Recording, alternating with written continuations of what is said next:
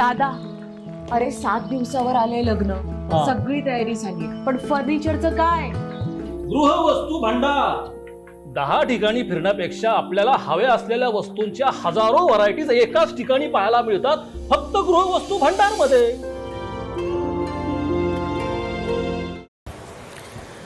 आजचे सत्कार मूर्ती आदरणीय रघुवीरजी खेडकर,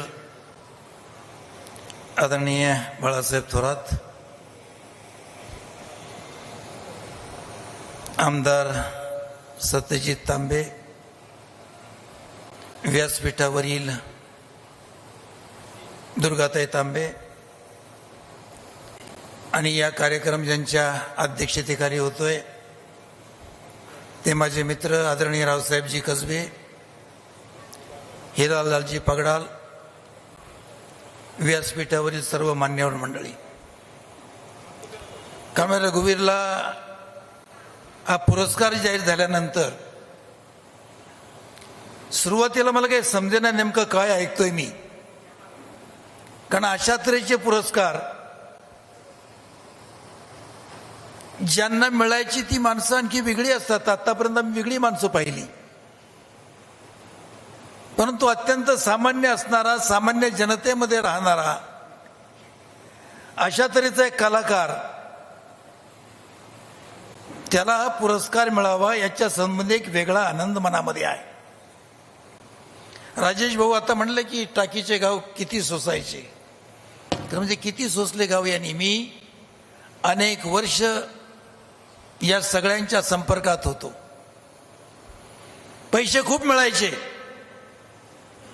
पण जसं पठ्ठे बापूराव म्हणायचे, एक लावणी परत मी म्हणणार नाही, तसं या तमाशा कलाकारांचं एक वैशिष्ट्य होतं, आजचा पैसा मुक्कामाला ठेवायचाच नाही. त्याचा परिणाम म्हणून ही सदैव मंडळी कर्जामध्ये असायची. कांताबाईंनी मला हे सगळं सांगितलं एकदा, असं असं होत आहे. त्यावेळेला काही सिस्टीम मी घालून दिलेली होती. 1-2 वर्ष त्या सगळ्या गोष्टीचा पाठपुरावा केला आणि नंतर त्यांच्याही लक्षात आलं ही सगळी मंडळी स्टेजवर काम करायची, फक्त आरती कोणी पाहत नसायची. पैसे भरपूर यायचे पण बिळं भरपूर, आणि तिथं कुठं पावती नाही किंवा कुठला पुरावा नाही. मॅनेजर जे सांगल ते ऐकायचं. यांच्या तमाशावर मॅनेजर श्रीमंत झाले. जसं मी अलीकडे प्रवचन करताना सांगतो की तुकाराम महाराजांची गरिबी सांगता सांगता अनेक कीर्तनकारांनी गाड्या घेतल्या, तसं या ठिकाणी यांच्या मिळणाऱ्या पैशावर अनेक बाकीचे लोक गब्बर झाले. कारण म्हणजे तमाशा क्षेत्रानं या महाराष्ट्राला खूप काय दिलंय. सर्वसामान्य माणसाच्या जीवनामध्ये आनंद निर्माण करण्याचं काम तमाशाने केलं. दिवसभर कष्ट करणारा मनुष्य संध्याकाळच्या वेळेला कुठेतरी तमाशा असला की त्या ठिकाणी जायचा. आम्हाला आठवत आहे, रावसाहेब कसबेन आम्ही ते तमाशाचे पैसे द्यायला नसं आम्ही कनाती घालून घुसायचो. बोर्डिंगमध्ये असताना बैलगाड्या घेऊन लोक यायचे. आणि पूर्वीचे वग देखील, खरं म्हणजे अलीकडे तमाशा बदलला. पूर्वीच्या तमाशा कलाकारांनी या ठिकाणच्या लोकांचं भावजीवन समृद्ध केलं.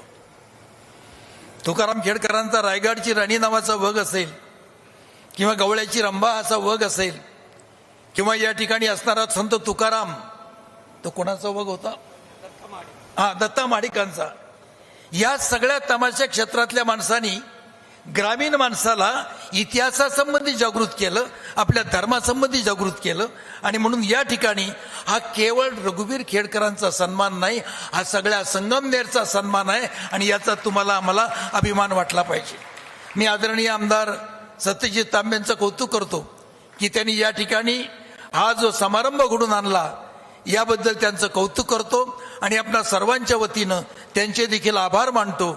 आणि रघुवीरला हा जो पुरस्कार मिळाला त्याबद्दल रघुवीरचं देखील अभिनंदन करतो. आणि मी मागे एकदा म्हणलो होतं, रघुवीर आपला तमाशा अमेरिकेला गेला पाहिजे, कानावर हात ठेवून इंग्रजीमध्ये झालं पाहिजे. तुम्ही कुरणी भाषेमध्ये काय करताय, इंग्रजीमध्ये तमाशा झाला पाहिजे, इंग्रजीमध्ये लावण्या झाल्या पाहिजेत. अशा तऱ्हेचा आग्रह एकदा त्याच्या वाढदिवसाच्या दिवशी मी केला. या निमित्तानं खेडकर कुटुंब, या सगळ्या कुटुंबाचं मी अभिनंदन करतो आणि थांबतो. जय हिंद, जय महाराष्ट्र. सुनबाई, आजही चहा काल सारखाच बनव. अग, कोणती नवीन चहापत्ती आणली आहेस का? काय ग, कालच्या चहाचं रहस्य काय आहे? प्रत्येक चांगल्या चहासाठी आवश्यक आहे राजहंस दूध. चहापत्ती तीच, फक्त दूध नवीन. तुम्ही फक्त दूध बदला. राजहंस दूध आणा आणि असा मस्त चहा बनवा.